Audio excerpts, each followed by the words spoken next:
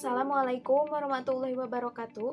Perkenalkan, nama saya Anija Fatwa Apriliani dari kelas 4D Manajemen S1 NPM 1911000157. Di sini saya akan mempresentasikan mengenai pembahasan pada materi bab 10, yaitu tentang manajemen mutu.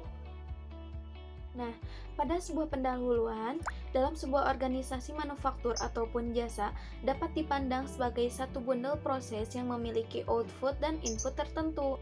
Output dari proses tersebut berupa barang dan jasa, dan input berupa manusia, mesin, material, teknologi, dan manajemen.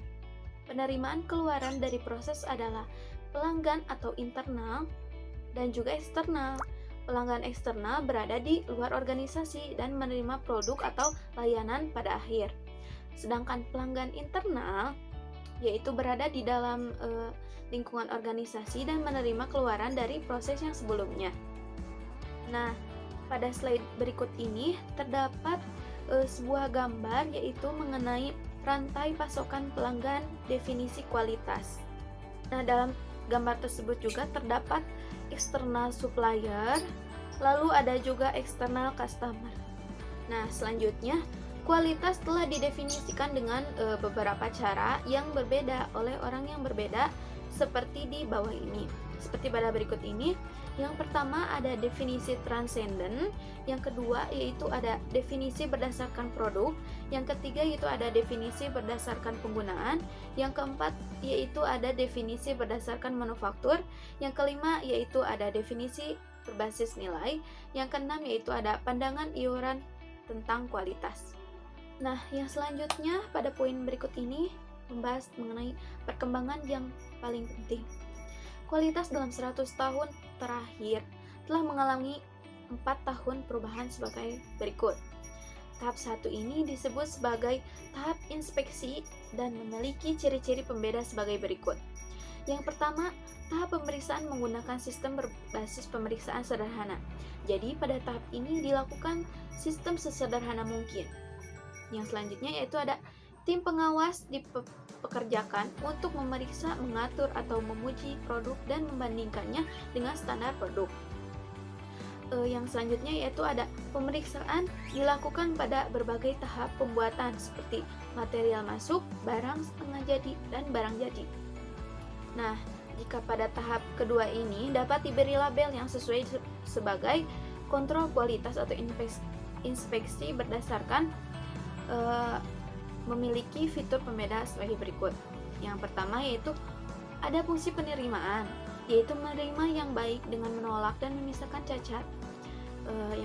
Selanjutnya yaitu ada data cacat yang dihasilkan dari beberapa hasil pemeriksaan pengujian produk yang dilakukan pada berbagai tahap manufaktur. Yang selanjutnya yaitu ada rencana inspeksi pengambilan sampel diadopsi untuk kontrol produk. Nah, pada tahap jaminan ini yaitu pada tahap 3 tentunya memiliki ciri-ciri yang membedakan sebagai berikut. Poin A yaitu kontrol kualitas atau berdasarkan inspeksi diganti dengan jaminan kualitas atau berbasis pencegahan. Pada poin B, penekanan ditempatkan pada kualitas proses. Pada poin C, perencanaan kualitas dan manual kualitas disiapkan dengan tujuan memasukkan kualitas ke dalam proses manufaktur dengan jaminan kualitas. Nah, pada tahapan keempat yaitu yang disebut sebagai manajemen kualitas total atau TQM, yaitu sebuah tahap kualitas saat ini dan memiliki pembeda sebagai berikut. Yang pertama, TQM mencantumkan semua jenis industri manufaktur serta servis. Yang kedua, implementasi TQM membutuhkan visi manajemen puncak yang jelas dan tidak ambigu. Yang ketiga, TQM sangat menekankan pada fokus pelanggan atau internet dan eksternal. Yang keempat, TQM percaya bahwa pelatihan yang baik kualitas yang lebih baik. Pada bagian selanjutnya yaitu membahas mengenai pencapaian mutu. Tonggak pertama dalam pencapaian kualitas adalah pemahaman akan tujuan produk yang berasal dari kebijakan mutu perusahaan.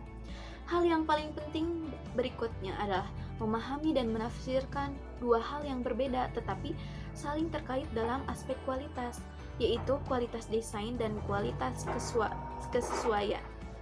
Pada bagian berikutnya yaitu bagian yang membahas mengenai pengendalian mutu. Pengendalian kualitas merupakan salah satu fungsi penting dari manajemen.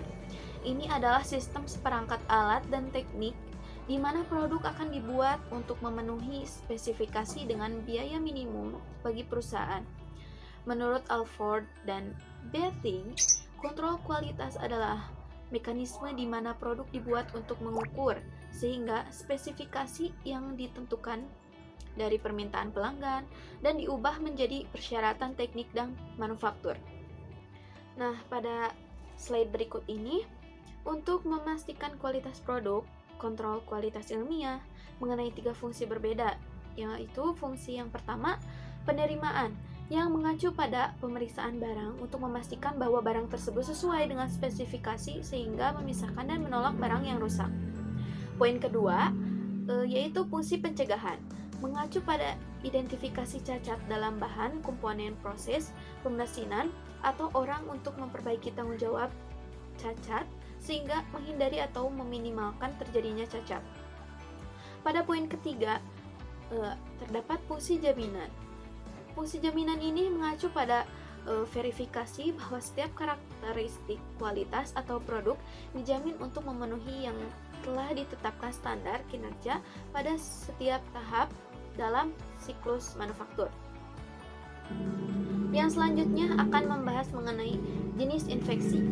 Yang pertama yaitu hanya barang yang dapat diterima pergi ke operasi berikutnya yang menjamin kualitas keluar yang ditentukan kepada pelanggan. Yang kedua, potongan yang rusak akan ditahan dan biaya tambahan dicegah untuk dibelanjakan pada bagian yang rusak. Yang ketiga, mereka yang berkepentingan mengetahui penyebab cacat dan tindakan yang tepat diambil untuk mencegah terulangnya kembali cacat tersebut. Nah, bagian berikut ini menjelaskan mengenai kurva karakteristik operasi. Rencana pengembalian sampel harusnya memisahkan lot baik dari lot buruk, tetapi ada pengambilan sampel kesalahannya atau rencana pengembalian sampel yang dirancang dengan baik. Kemampuan rencana pengembalian sampel untuk membedakan antara lot baik, yaitu lot yang dapat diterima, dan lot buruk, yaitu lot yang tidak dapat diterima, yang ditunjukkan oleh kurva karakteristik operasi atau OC. Dan slide berikut ini memaparkan beberapa gambar mengenai kurva karakteristik operasi.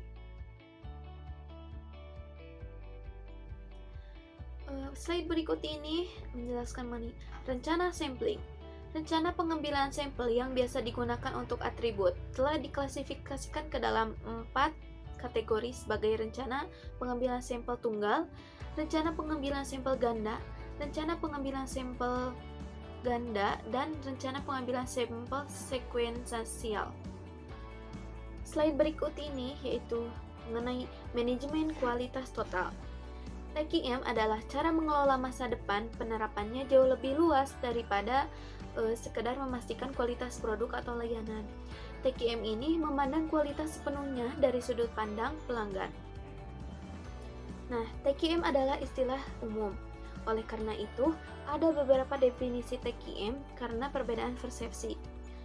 Salah satunya yaitu menurut Jurow dan Barnard pada tahun 1993 yang mendefinisikan TQM sebagai suatu sistem perbaikan dan berkelanjutan yang menerapkan manajemen partisipatif dan berpusat pada kebutuhan pelanggan. Prinsip TQM ini terbagi menjadi 2. Yang pertama yaitu fokus pada pelanggan, yang kedua yaitu peningkatan kualitas secara berkelanjutan. Pada slide berikut ini yaitu memaparkan mengenai manfaat TQM. Yang pertama yaitu sebagai kepuasan pelanggan yang lebih besar, yang kedua yaitu biaya lebih rendah, yang ketiga yaitu daya tanggap yang lebih tinggi terhadap kebutuhan pelanggan, yang keempat tingkat produktivitas yang lebih tinggi, yang kelima yaitu membuat organisasi kompetitif, yang keenam yaitu peningkatan pengiriman. Nah, pada slide berikut ini yaitu pada bagian ini membahas mengenai pengendalian proses statistik. Kontrol proses statistik atau SPC mencegah terjadinya sebuah kerusakan dengan melakukan kontrol atas proses daripada memeriksa kesesuaian barang setelah diproduksi. perangkat yang paling umum digunakan untuk tujuan ini yaitu biasanya adalah diagram kontrol yang diperkenalkan pada tahun 1931. Diagram kontrol adalah tampilan visual dari perubahan signifikan. Pada bagian ini yaitu bagian yang terakhir mengenai bagian kontrol untuk pengendalian proses. Yang pertama, tujuan mendasar dari pengendalian proses adalah untuk mengembangkan sistem YAR, membedakan antara variasi karena penyebab kebetulan dan yang karena penyebab yang dapat dialihkan, sehingga yang terakhir dapat diidentifikasikan dan dihilangkan, sehingga meningkatkan kualitas produk. Alat dasar yang digunakan untuk tujuan ini disebut diagram kendali. Nah, mungkin ringkasan pada materi bab 10 ini yaitu kualitas istilah memiliki banyak definisi dan arti, tetapi sekarang ini terkait langsung dengan keputusan pelanggan. Fungsi kualitas telah berkembang dari infeksi ke QC, ke QA, dan ke TQM. Untuk membangun kualitas ke dalam produk, kualitas harus dimiliki pada kedua tahap, kualitas desain dan kualitas kesesuaian. Kontrol kualitas pada sebuah barang yang dibeli memerlukan pendekatan yang berbeda daripada barang yang diproduksi.